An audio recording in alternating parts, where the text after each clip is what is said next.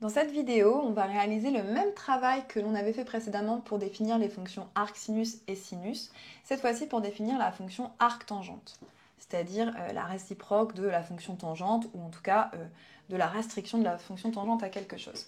Donc le problème c'est le même, c'est essayer de rendre la fonction tangente bijective en restreignant l'ensemble de départ et aussi l'ensemble d'arrivée. La fonction tangente, bien sûr qu'elle n'est pas injective étant donné qu'elle est pi périodique. Par contre, si je me restreins à l'intervalle moins pi sur 2, bien sûr ouvert en moins pi sur 2 et en pi sur 2, là j'observe une fonction qui est strictement croissante, donc qui va être injective. Donc non seulement elle va être injective si je restreins tangente à cet intervalle, mais en plus, étant donné que la limite en moins pi sur 2 c'est plus l'infini et que la limite que la limite en moins pi sur 2 c'est moins l'infini et que la limite en pi sur 2 c'est plus l'infini, bien par le TVI, pour n'importe quelle valeur réelle, je vais pouvoir trouver un antécédent par la fonction tangente. Autrement dit, pas la peine de changer ici l'ensemble d'arrivées.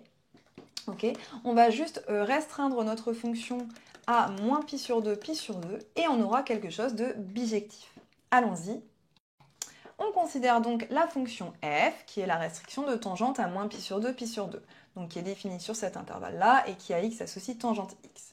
F, elle est bien définie puisque le cosinus ne s'annule pas sur moins pi sur 2, Elle est dérivable, la dérivée c'est la dérivée de tangente sur moins pi sur 2, je le rappelle ici, tangente prime de x pour tout x appartenant à moins pi sur 2, mais en vrai c'est vrai pour tout x dans l'ensemble de définition, eh bien c'est 1 plus tangente carrée de x, ou alors 1 sur cos carré. Dans tous les cas, c'est strictement positif, elle est donc strictement croissante et donc injective. Ok. Maintenant, si j'utilise le TVI, comme j'ai rappelé les limites qui sont moins l'infini plus l'infini, eh bien, donc d'après le TVI, comme elle est continue, pour tout y dans R, il y a un antécédent au moins par f. Elle est donc surjective. Ainsi, cette fonction ainsi définie, elle va être bijective et je vais pouvoir du coup considérer son application réciproque. Allons-y, on peut énoncer la proposition. La fonction tangente réalise donc une bijection de moins pi sur 2 sur R. Sa réciproque, c'est la fonction qui est appelée arctangente, qui s'écrit de cette manière-là, qui va, elle, de R dans l'intervalle ouvert moins pi sur 2, Elle est strictement croissante puisque tangente l'est, et elle est aussi continue puisque tangente l'est. Alors ça, encore une fois, c'est admis, mais c'est parce que la réciproque d'une fonction continue est continue, et vous le verrez plus tard. On a également ces limites ici. Alors d'où elles viennent en fait, c'est l'inversion des limites qu'on avait sur tangente. Regardez, je vais prendre celle-ci pour commencer. Je sais que tangente x, quand x tend vers pi sur 2 en étant plus petit que pi sur 2, c'est-à-dire en restant dans l'intervalle moins pi sur 2, c'est plus l'infini. Donc en fait, je fais une sorte d'inversion du rôle de l'abscisse et l'ordonnée. Ça me donne comme limite arctangente de x quand x tend vers plus l'infini cette fois, ça va tendre vers pi sur 2. Okay, on peut le voir autrement, regardez, si je trace la fonction tangente ici, j'ai deux asymptotes qui sont verticales, qui sont la droite d'équation x égale moins pi sur 2 et la droite d'équation x égale pi sur 2. Eh bien, si je trace le graphe de la fonction arctangente, donc par symétrie par rapport à la droite d'équation y égale x, je vais avoir, en traçant le symétrique de ces asymptotes, des asymptotes qui vont devenir horizontales et qui sont donc les droites d'équation y, cette fois égale moins pi sur 2, et y égale pi sur 2. Okay, voilà une façon de comprendre pourquoi on a ces limites-là. Il nous reste à nous intéresser à la dérivabilité et la dérivée de arctangente. Arctangente, c'est la réciproque de la fonction f. Et f, étant donné que sa dérivée c'est 1 plus tangente carrée, on a vu qu'elle était strictement positive, donc elle ne s'annule pas. Donc le théorème des dérivations des applications réciproques nous dit que arctangente, elle va être dérivable sur tout son domaine de définition et que si j'utilise cette formule, f-1' égale 1 sur f' rond f-1, on a pour tout x appartenant à R, arctangente prime de x qui vaut 1 sur f' c'est donc 1 plus tangente carrée de arctangente x. Arctangente x, c'est l'unique nombre de moins pi sur 2 dont la tangente vaut x. Donc si je lui applique la fonction de tangente, bien sûr, je retombe sur x. Et donc ceci vaut x carré.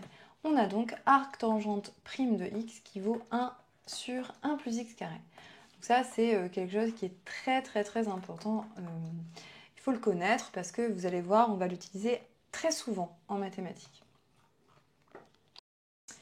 Comme pour les fonctions arc-cosinus et arc-sinus, le fait de connaître les valeurs remarquables de tangente me permet de connaître les valeurs remarquables de arc-tangente. A noter que tangente et arc-tangente, ce sont des fonctions impaires, donc elles passent toutes les deux par l'origine, on l'a observé tout à l'heure sur le graphe. Il y a une valeur remarquable surtout, c'est celle-ci. On sait que tangente pi sur 4, c'est égal à 1, puisque cosinus pi sur 4 et sinus pi sur 4 sont tous les deux égaux à racine de 2 sur 2. Et donc, si j'inverse cette relation, entre guillemets, arc tangente de 1, c'est égal à pi sur 4. Pareil, ça, c'est quelque chose qui est vraiment souvent utilisé en mathématiques, donc il est bon de connaître cette valeur. C'est quelque chose d'assez classique. On va terminer cette vidéo par essayer de comprendre en fait ce que c'est que arc tangente x, où est-ce qu'on visualise ça sur le cercle trigo.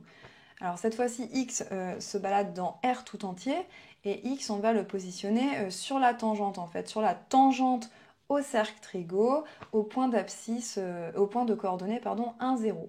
Eh bien, qu'est-ce que c'est x arc tangente x, c'est l'angle dont la tangente vaut x.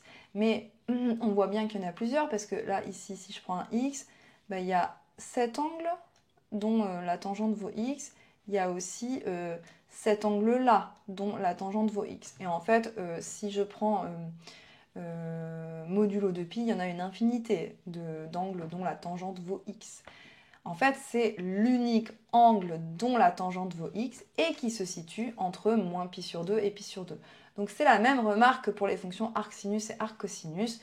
Quand vous avez tangente θ égale quelque chose, alpha, eh bien vous ne pouvez pas appliquer la fonction arc-tangente. C'est pas vrai. Okay, c'est vrai uniquement à condition que θ soit dans moins pi sur 2, pi sur 2.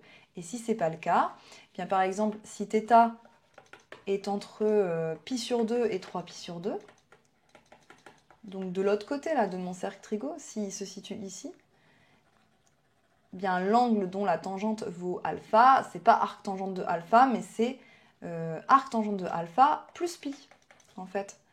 Donc dans ce cas-là, j'aurais θ égale arc-tangente de alpha plus pi. Maintenant, si votre θ, il est dans R, il est n'importe où dans R, bah pareil, il faut dessiner le cercle trigo, puis réfléchir.